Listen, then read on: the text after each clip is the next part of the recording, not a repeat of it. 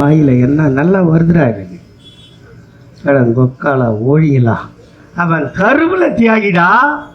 அவன் வாயில் என்னத்தை தும்பி வைக்கிறது? நில் 56,000 வாக்கு வித்தியாசத்தில் ஜெயிக்க வைத்திருக்கிறீர்கள் என்றால் அவருடைய உழைப்பு எப்பேற்பட்டது. அவர் என்ன சீமான் மாதிரியா? நீங்கள் கண்ணீர் விட்டால் அவர் கண்ணீர் விடுகிறார், நீங்கள் சிரித்தால் அவர் சிரிக்கிறார், உங்கள் வீட்டில் உணவு பொங்கினால் அவர் உணவு பொங்கி சாப்பிடுகிறார். மக்களோடு ஒன்றி போனதனால் இந்த ஒன்றிய கழகத்தில் இவ்வளவு பெண்கள் அவருக்காக அணிதிரண்டிருக்கிறீர்கள். இதுதான் கட்சி. 72வது பிறந்த நாளை கொண்டாடுறோம் எங்கள் தலைவருக்கு. எல்லாரும் எல்லா கதையும் பேசிட்டாங்க. நாங்கள் ஆட்சிக்கு வந்தோம் 21. வரும்போது என்னென்ன சொன்னோம், என்னென்ன செய்தோம். ஸோ தாய்மாரெலாம் உட்காண்ட்ருக்கீங்க. நீங்கள்லாம் ஒரு நேரத்தில் என்ன உங்களுக்கு வேலை வீட்டு வேலை தான். வீட்டு வேலை அது எவ்வளோ பெரிய கஷ்டம்னு எனக்கு தெரியும். ஆனால் அந்த கஷ்டத்தை தாங்கிட்டு கூட உங்களுக்குன்னு ஒரு மரியாதை அந்த வீட்டில் இருக்காது.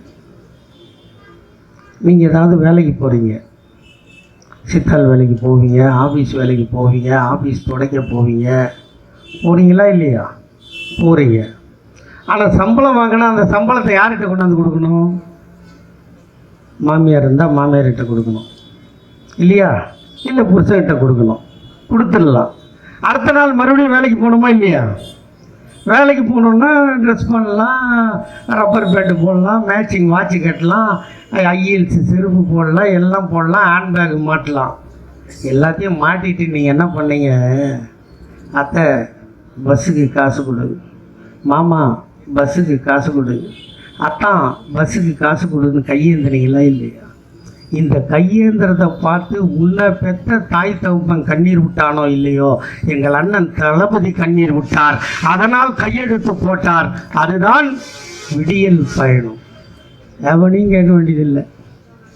ரப்பர் பேண்டை குத்துனியா, தலையை வாரி ரப்பரை போட்டியா, ஹேண்ட்பேக்கை மாட்டினியா, நேராக பஸ் ஸ்டாண்டில் போய் நின்னியா, நம்ம மாமா கண்ட்ரக்டர் விசில் அடித்தானா, பஸ்ஸு நின்றுதா, ஏறி உக்காந்தியா, அது வரைக்கும் தப்பு இல்லை. ஆனால் என்ன பண்ணுறாங்க எங்கள் ஆத்தாலாம், பஸ்ஸில் ஏறி உட்காந்துட்டு அந்த முன் சீட்டு ஏறுறோம்ல, அங்கே உட்காந்துக்கிட்டு கால் மேலே காலை போட்டு வேற எங்கள் ஆத்தாலாம் ஆட்டுது. அதை பார்க்கும்போது எனக்கு சந்தோஷம். இந்த டிக்கெட்டு கொடுத்து ஏறுறான்ல என் ஆள், எப்படி நம்மால் நம்ம டிக்கெட்டு கொடுத்து காசு டிக்கெட் எடுக்கிறோம். ஒன்றும் பெரிய பஸ்ஸு கால் மேலே கால் போட்டு மேலே கால் படுற அளவுக்கு ஆட்டுதுங்க. நம்மளால் ஒன்றும் கேட்க முடியல. கேட்டால் எங்கே போவான்? நம்மால் போக்சோ ஜெயிலுக்கு போயிடுவான் காலாற்றியான்னு. அப்போ இந்த ஆட்சி யாருக்கான ஆட்சி? மகளிருக்கான ஆட்சி. அப்போ நீங்கள் என்ன பண்ணணும்? அவருக்கு துணையாக இருக்கணுமா இல்லையா? இங்கெல்லாம் சொன்னாங்க, அவர் 5 கிலோமீட்டர் நடந்தார் எல்லாம் சொன்னாங்க. ஆனால் ஒரு அம்மா மட்டும், நீங்களும் மகளிர் தானே, பிரேமலதாவும் மகளிர் தானே, அந்த அம்மா சொல்லுது முதலமைச்சருக்கு கை ஆடுதான். அது ஆடுதா ஆடலையான்னு பார்க்க வேண்டியது அவங்க பொண்டாட்டி தானே. இல்லைம்மா, நான் தெரியாத கேட்குறேன், நான் அசிங்கமாக பேசலை. அது ஆடினாலும் ஆடலைனாலும் அவஸ்தைப்பட போகிறது அவங்க சம்சாரம். எது ஆடுது ஆடலைன்னு பார்க்கறதுக்கு ஒரு கட்சி தலைவி தேவையா? இப்படி ஒரு தலைவி தேவையா? முன்னெல்லாம் வேட்டி கட்டுவார், இப்போ பேண்ட்டு போட்டுக்கிறாரு. அது ஒருத்தன் பேண்ட்டு போட்டால் அவருக்கு என்னடா பேண்ட்டு போட்டால் பொருந்தது, ஏன் எடப்பாடி பழனிசாமி கூட்டு ஒரு பேண்ட்டு போட? நாயெல்லாம் திருத்தம் இல்லை. அப்படி கேட்பாரு, நாய் திருத்தமா தட்டாதா? அதை விட இன்னொரு கூத்து அமித்ஷாவுக்கு போட்டு போகிறான் பேண்ட்டை. கற்பனை பண்ணிப்பார். உலகத்தில் சைஸே இருக்குது. நம்ம அந்த அது என்னது, அது குபேர பொம்மையா? குபேர பொம்மையை அவனை பார்த்தா செஞ்சுருப்பாங்க. அப்படி ஆள் பஸ்ஸு கொடுத்துட்டாரா? உடனே என்ன பண்ணாங்க, வேலைக்கு போகிற பொண்ணுங்களுக்கு பஸ்ஸு கொடுத்தாச்சு. உடனே வீட்டில் இருக்கிற பொண்ணு கேட்டுச்சியோ, இது என்னையா நியாயம்? அவன் வேலைக்கு போகிறான், அவன் புருஷன் அனுப்புகிறான், வேலைக்கு போகிறான், நான் வீட்டில் இருக்கேன், அதில் நான் கொஞ்சம் கலரு, என் புருஷன் சந்தேகப்பாவி, வேலைக்கு அனுப்ப மாட்டான். நான் என்ன பண்ணுறது? நீங்கள் கேட்டீங்களோ கேட்கலையோ எங்கள் அண்ணன் தளபதி காதில் விழுந்தது. வீட்டில் இருந்தாலும் உனக்கும் பெறாத மகன் இந்த தளபதி மாதம் 1000 ரூபாய் தருவேன் என்று கையெழுத்து போட்டார். இதாச்சா? வேலைக்கு போகிறவங்களுக்கு பஸ்ஸு, வீட்டில் இருக்கவங்க 1000. உடனே அந்த படிக்கிற பசங்க கேட்டுச்சு, தாத்தா தாத்தா எங்கள் அம்மாளுக்கு பஸ்ஸு ஃப்ரீ, எங்கள் ஆயாவுக்கு மாதம் 1000 ரூபா ஃப்ரீ, நான் படிக்கிறேன், ரப்பர் வாங்கணும், லாங் சைஸ் நோட்டு வாங்கணும், ஷார்ட் சைஸ் நோட்டு வாங்கணும், நான் போய் பிச்சை எடுக்கிறது உன் கண்ணுக்கு கேட்கலையா தாத்தான்னு கேட்டுச்சு. உடனே சொன்னார், உன் தாத்தா நான் இருக்கிறேன். 6 முதல் 12 வரை அரசு பள்ளியில் படித்திருந்தால் இந்த தாத்தா உனக்கும் மாதம் 1000 தருவேன். கொடுத்தாச்சு. உடனே ஆம்பளை பையன்லாம் கேட்டான், யோ தாத்தா இது என்ன நியாயம்? ஒரே வயிறு, ஒரே ஆத்தா, ஒரே அப்பன், என் தங்கச்சிக்கு 1000 எனக்கு இல்லையான்னு கேட்டானா இல்லையா? இந்த ஆண்டு முதல் நீயும் அரசு பள்ளியில் படித்திருந்தால் உனக்கும் மாதம் 1000 தருவேன். அந்த திட்டத்தின் பெயர் தமிழ் புதல்வன் திட்டம். இப்படி எல்லாத்தையும் செஞ்சு கொடுத்தா ஒன்றுமே செய்யலைன்னு சொல்கிறான எடப்பாவி, அவன் வாயில் என்னத்தை தும்பி வைக்கிறது? சொல்லு, எவ்வளோ செஞ்சிருக்கோம்? இதை தாண்டி சாதிக்கு சொன்னார நம்மை காக்கும் 48. இந்த சாலையில் ஆக்சிடென்ட் ஆனால் இதுக்கு முன்னாடி ஆக்சிடென்ட் ஆகிருக்கு. எங்கள் அண்ணன் தளபதி முதலமைச்சராக வர்றதுக்கு முன்னாடி எல்லாருக்கும் தெரியும். ஒருத்தர் ஆக்சிடென்ட் ஆனால் ஆஸ்பத்திரியில் போய் சேர்த்தா உங்க எது என்ன ஆகும்? என்னப்பா ஆகும்? ஒரு ஆட்டோ டிரைவர், நீ ஒரு கார் டிரைவர், ஒருத்தன் ஆக்சிடென்ட் ஆகி ரோட்டில் கிடக்குறான், அவனை தூக்கிட்டு போய் ஆஸ்பத்திரியில் சேர்த்தா அவன் நெல்லாய் வந்துட்டான்னா நீ தப்பிச்ச. செத்துக்கிட்டு போயிட்டான்னா அந்த கேஸ் முடிகிற வரைக்கும் நீ செத்த. உண்டா இல்லையா? சாதிக்கு சொன்னார், 48 மணி நேரத்துக்கு எந்த ஆஸ்பத்திரியில் சேர்த்தாலும் அந்த 48 மணி நேர காசை உங்கள் மகனாக இருந்து அண்ணன் தளபதி ஏற்பார். அது நல்ல திட்டம்.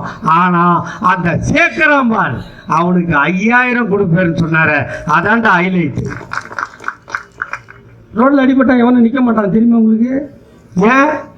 இதுக்கு போனால் சாட்சி சொல்லணும், நம்ம தாலி அருந்து போவோம், நம்ம போயிடு பண்ணோம். ஆனால் எங்கள் அண்ணன் தளபதி இப்படி ரோட்டில் பார்த்துட்டு எவனும் போயிடக்கூடாதுன்னு சொல்லி தான் அவனை சேர்க்கிறவனுக்கும் சேர்த்து 5000 கொடுத்த ஒரே முதலமைச்சர் இந்தியாவில் எங்கள் அண்ணன் தளபதி.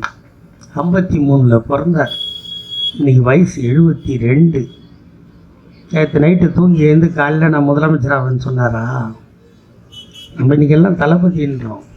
ஆனால் உலகத்தில் ஒரே தலைவருக்கு தெரிந்தது அவருடைய வீரமும் கோபமும் ஆட்சியின் திறனும். அது அன்னை இந்திரா காந்தி. எமர்ஜென்சியை கொண்டு வந்தாங்க. அப்போ முதலமைச்சர் யார்? கலைஞர். அவரை தான் அரெஸ்ட் பண்ணோம். ஆனால் அவரை பண்ணல. ஏன்? எதிர்காலத்தில் இவர் டேஞ்சரான தலைவர் என்பதை அன்றே உணர்ந்திருந்தார் அன்னை சோனியா காந்தி. எங்கள் அண்ணன் தளபதியை கைது செய்தார். இங்கே எத்தனை பேர் பெண்கள் அமர்ந்திருக்கிறீர்கள்? உங்கள் வீட்டில் கல்யாணம் நடந்திருக்கும். உங்கள் வீட்டு பொண்ணை கட்டி கொடுத்துருப்பீங்க. பொண்ணை கட்டி கொடுத்த 3வது மாதம் மாப்பிள்ளை ஜெயிலுக்கு போயிட்டான்னா அந்த குடும்பத்தை எப்படி கழுவி ஊற்றிருப்பீங்க? ஊற்றி விட மாட்டீங்களா? 3ஆம் மாதம் திருமணம் நடந்து அவள் கருவுற்றாளா இல்லையா தெரியாது, ஜெயிலுக்கு போயிட்டான். 1 வருஷம் ஜெயில். இப்போ மாதிரி ஒரு நடிகை ஒன்று போச்சே அது மாதிரி ஜெயில் இல்லை. லைட் இருக்காது. ராத்திரியில் 20 பேர் ஒன்றா சேர்ந்து அடிப்பான். ஒருவேளை செட்டி பாபுவும் பாலகிருஷ்ணனும் செத்து போகாமல் இருந்திருந்தால் எங்கள் அண்ணன் தளபதி அன்றே செத்து போயிருப்பார். ஓராண்டு ஜெயில். காவல்துறை வந்து கேட்டது, எனக்கும் திமுகவுக்கும் சம்பந்தம் இல்லை என்று எழுதி கொடுத்தால் உன்னை விடுதலை செய்கிறேன் என்று சொன்னபோது எங்கள் தளபதி சொன்னார், எனக்கும் திமுகவுக்கும் சம்பந்தம் இல்லை என்று எழுதி கொடுப்பதை விட இந்த சிறைச்சாலையில் செத்து போவேன் என்று சொன்னவன் எங்கள் அண்ணன் தளபதி. அவள் கருவுற்றாள். எங்கள் அன்னை துர்கா. காதல் கணவன் பக்கத்தில் இல்லை. அவளுக்கு 5ஆம் மாதம் மரம்பழம் வைக்க ஆள் இல்லை. 7ஆம் மாதம் ஜடை தைக்கவில்லை. அவளுக்கு 9ஆம் மாதம் சீமந்தம் நடக்கவில்லை. அவள் கருவுற்றவள் ஆஸ்பத்திரிக்கு செல்ல வேண்டும். ஆஸ்பத்திரிக்கு செல்லும் போது, கண்ணே உன் காதலன் நான் இருக்கிறேன், உனக்கு எது நடந்தாலும் காப்பாற்றுவான் உன் காதலன், இதோ இந்த ஸ்டாலின் இருக்கிறேன் என்று சொல்வதற்கு காதல் கணவன் இல்லை, எவனும் இல்லாமல் தன்னந்தனியாக மருத்துவமனை சென்றால், பிள்ளையை பெற்றால், பெற்ற பிள்ளையை குளிப்பாட்டி பாலூட்டி சீராட்டி ஆடை போட்டு அந்த குழந்தை எடுத்துக்கொண்டு சென்னை மத்திய சிறைச்சாலைக்கு போய் கம்பிக்கு நடுவில் காட்டினாள் எங்கள் அன்னை துர்கா. காதலனே, கணவனே, கண்ணாளனே, என்னை கருவாக்கியவனே, நீ கருவாக்கிய கருவை நான் கலைத்து விடவில்லை, அதை உருவாக்கி காப்பாற்றி உன் கண்முன்னே கொண்டு வந்து காட்டுகிறேன் என்று சொன்னால் எங்கள் அன்னை துர்கா பார்த்தார். எங்கள் அண்ணன் தளபதி காட்டிய குழந்தை எங்கள் அண்ணன் உதயநிதி.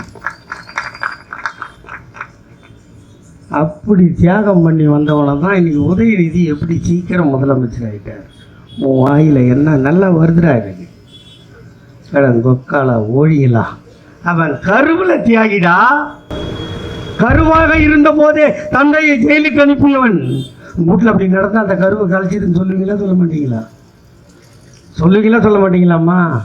இது கருத்தரிச்ச நேரம் அப்பனை ஜெயிலுக்கு போயிட்டான், இதை கலைச்சிருன்னு சொல்லுவல்ல. அந்த கலங்கத்தை சுமர்ந்து தமிழகத்தில் ஒரு பிள்ளை பிறந்தான் என்றால் அது எங்கள் அண்ணன் உதயநிதியை தவிர வேறு எவனும் இல்லை. அப்படி கஷ்டப்பட்டு 14 வயதில் வாக்மேனை எடுத்துக்கொண்டு தலைவர்களின் பேச்சை பதிவு செய்து பத்திரிகைக்கு கொடுத்து படிப்படியாக உயர்ந்து 1000 விளக்கின் சட்டமன்ற உறுப்பினராக தேர்ந்தெடுத்து அதற்கு பின்னால் சென்னை மாநகராட்சியின் மேயராக வந்து அதற்கு பின்னால் துணை முதலமைச்சராக வந்து உள்ளாட்சித்துறை அமைச்சராக வந்து செயல் தலைவராக வந்து தலைவராக உயர்ந்து இன்று 71 வயதில் தமிழகத்தின் முதல்வராக உயர்ந்த ஒரே தலைவன் எங்கள் அண்ணன் தளபதியை தவிர வேறு எவனும் இல்லை.